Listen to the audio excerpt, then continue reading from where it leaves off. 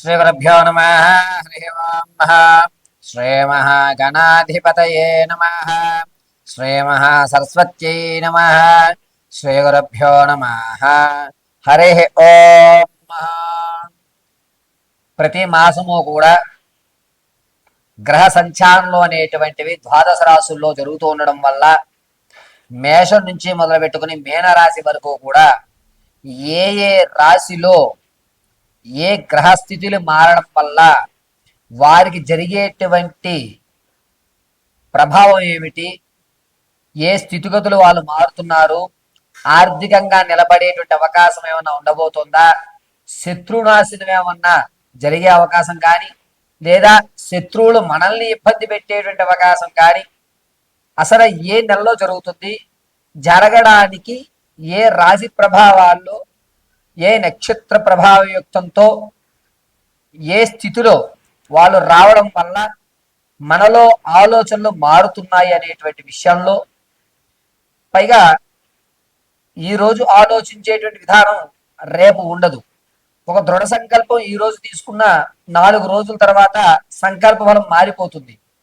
ఏం చేస్తాంలే, చూద్దాంలే, అన్నీ ముందే విధి నిర్ణయాలు అయిపోయి ఉంటాయిలే, ఇటువంటి మాటలు ఎందుకు మనం మాట్లాడుతాం?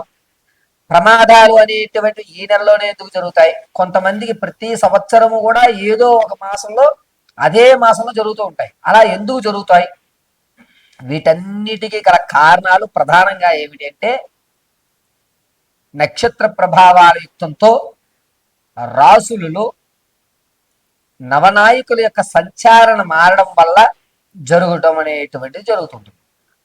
పౌర్ణమి అమావాస్య వ్యవస్థతోటి గ్రహణాల యొక్క స్థితిగతులు అనుసరించుకుని ఈ నవగ్రహాలు స్థానాలు మారడం వల్ల మన యొక్క జాతకంలో అనేకమైనటువంటి మార్పులు జరిగి మనం అనుకున్నటువంటి అచీవ్మెంట్ అవ్వడం, చివరి వరకు ధనం వస్తుంది అనుకుని చివరి మూమెంట్లో రాకపోవడం, వివాహం అవ్వడానికి అన్ని ఏర్పాట్లు చేసుకున్న తర్వాత ఏదో ఒక ఇబ్బందితో దూరం అవ్వడం, ఈ నెల నేను కన్ఫామ్ అయ్యాను పర్వాలేదు అనుకున్నప్పుడు అది మళ్ళా ఇబ్బంది పెట్టడం, ఎంత ప్రయత్నించినా ఉద్యోగ ప్రాప్తి కలగకపోవడం, ఎంతసేపటికి కూడా అందరూ బాగానే ఉన్నారు, నా యొక్క జాతకంలోనే ఇబ్బందిగా ఉంది, నేనొక్కడిని మాత్రమే సమాజానికి వ్యతిరేకంగా ఉన్నాను అనేటువంటి ఆలోచనలు రావడం, వీటన్నిటికీ గల కారణాలు ఏమిటంటే నవనాయకుల యొక్క స్థితిగతులు ఆధారం.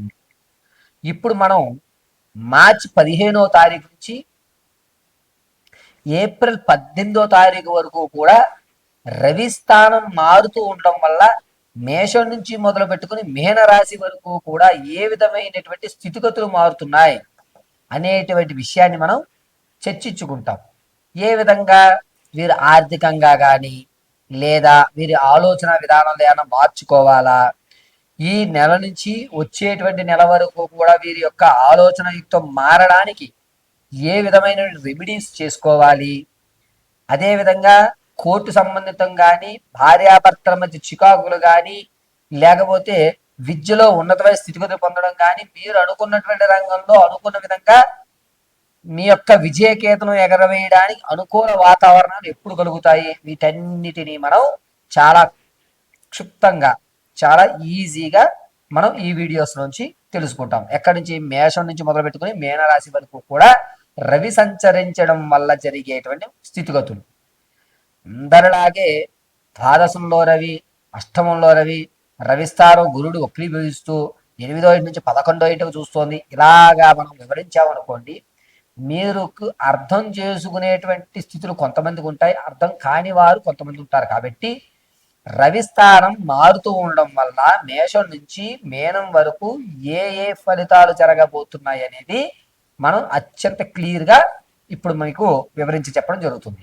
ఈ రవి సంక్రమణ జరగడం అనేటువంటి దాని వల్ల జరిగేటువంటి ప్రభావాలు కేవలం గోచార రీత్యా మాత్రమే తెలియజేస్తున్నాను. ఇది గుర్తుపెట్టుకోండి, నేను తెలియజేసేది కేవలం గోచార రీత్యా మాత్రమే, వ్యక్తిగతంగా కాదు. ఈ విషయాన్ని దృష్టిలో పెట్టుకుని చక్కగా నేను చెప్పేటువంటి మేషం నుంచి మీనం వరకు కూడా రానున్న మార్చి 15వ తారీఖు నుంచి ఏప్రిల్ 18వ తారీఖు వరకు జరిగేటువంటి విపత్తులు దానివల్ల తీసుకోవాల్సిన జాగ్రత్తలు, మనం ఎదరికి వెళ్ళాలంటే ఏ విధంగా ఉండాలి అనేటువంటి మన కఠినమైన నిర్ణయాలు ఇప్పుడు మనం తెలుసుకుందాం. తదుపరి సింహరాశి వారికి ఈ 17వ తారీఖు నుంచి ప్రారంభం చేసుకుని మార్చి 17వ తారీఖు నుంచి ఏప్రిల్ 18 వరకు కూడా రవి సంచరించడం, అందులోనూ గ్రహణ ప్రభావం వేరుగా ఉండడం వల్ల అనేకమైన ఇబ్బందులు కలుగుతున్నాయి. ధనం అనేటువంటిది చేజారిపోవడం, రావాల్సిన ధనం ఆగిపోవడం, అయ్యో నేను దీనికి అస్సలు పెట్టకూడదే, ఎందుకు పెట్టాను, తప్పులో ఒక ఆలోచనతో పెట్టేశాను అని బాధపడేటువంటి అవకాశం ఎక్కువగా గోచరిస్తుంది. రాజకీయ నాయకులకు మాత్రం గడ్డు కాలంగా ఉంటుంది మార్చి 17వ తారీఖు నుంచి 20వ తారీఖు వరకు కూడాను. పైగా ఈ సింహరాశిలో ఉన్న వారికి సంగీత సాహిత్య సినీ కళా పరిశ్రమల్లో ఉన్న వారికి మాత్రం కొంచెం కలిసి వచ్చేటువంటి అవకాశం, పెద్ద పెద్ద వాళ్ళతో పరిచయాలు ఏర్పడతాయి కానీ అవకాశం అయితే రాదు. పరిచయాలు మాత్రం ఈ నెలలో మీకు గోచరిస్తున్నాయి. అంతేకాకుండా రైతు ఇబ్బందులు పడేటువంటి అవకాశం ఎక్కువగా లభిస్తుంది. నిరుద్యోగులకి ఉద్యోగ ప్రాప్తి కలిగేటువంటి అవకాశం అధికంగా ఉంది. పైగా సింహరాశిలో ఉన్నటువంటి వారికి ఈ 17వ తారీఖు నుంచి వచ్చేటువంటి అంటే మార్చి 17వ తారీఖు నుంచి ఏప్రిల్ 18వ తారీఖు వరకు కూడా ఏం చేస్తున్నాము, ఈ పని నా వల్లే అవుతుంది కదా, నేను ఎందుకు చేయట్లేదు, ఏదన్నా నాకు నెగిటివ్ కనబడుతోందా, నెగిటివ్ ఎనర్జీ ఏదైనా ఆవహిస్తోందా అనేటువంటి ఒక చిన్న డైనమాలో అయితే మాత్రం ఉండడం జరుగుతుంది. ఏదైనా శాంతి చేసుకోవాలా, ఏదన్నా విశిష్టమైన దేవాలయానికి వెళ్ళి దర్శనం చేయాలా అనేటువంటి ప్రశ్నార్థకాలు ఎక్కువగా జరుగుతూ ఉంటాయి. అయితే ఈ సింహరాశి వారు లక్ష్మీ నరసింహస్వామి దేవాలయం దర్శించడం చాలా మంచిది. పైగా మీ ముఖవచ్చస్సులో కళాహీనం అనేటువంటి ఏర్పడుతుంది, కళ అనేటువంటి తగ్గుతుంది. వివాహం కొరకు ఎవరైతే ప్రయత్నిస్తున్నారో వారికి వివాహం అయ్యేటువంటి అవకాశాలు చాలా తక్కువగా ఉన్నాయి. సంతాన ప్రాప్తి మాత్రం కలిగేటువంటి అవకాశాలు లభిస్తున్నాయి. పైగా సంతానం కొరకు మంచి వార్త ఈ నెలలో వినడం ఉండడం వల్ల వీరంటూ ఒక ఉన్నతమైన స్థితిగతులు పొందుతుంటారు. పాత బంధాలు, కొత్తగా ఏర్పడుతున్న బంధాలు, ఇవి ఏవి కూడా మిమ్మల్ని ఇబ్బంది పెట్టవు. మీ ఆలోచన మాత్రం మారుతూ ఉంటుంది. మీ విధానం అంతా కూడా అనేక రకాలుగా ఎందుకు, ఏమిటి అనేటువంటి ప్రశ్నల మీద మాత్రమే ఈ నెలంతా గడుస్తూ ఉంటుంది. పైగా సింహరాశి వారు వ్యాపారాల విషయంలో కొంచెం జాగ్రత్తగా ఉండాలి. వ్యాపారాన్ని అభివృద్ధి చేసేద్దామని చెప్పి మీరు రాంగ్ డెసిషన్లో మీరు పెట్టుబడి పెట్టడం జరుగుతుంది. కాబట్టి సింహరాశి వారు మార్చి 22వ తారీఖు నుంచి ఏప్రిల్ 9వ తారీఖు వరకు కూడా ప్రయాణాల్లో చాలా జాగ్రత్తగా ఉండాలి. ప్రయాణాల్లో వేలుకు సంబంధించి అంటే కాలువేలు కానీ చేతి వేలకు కానీ ఈ ఎముకల దగ్గర విరగడము, మణికట్టు విరగడం అనేది జరుగుతుంది. కాబట్టి చాలా జాగ్రత్తగా ఉండండి.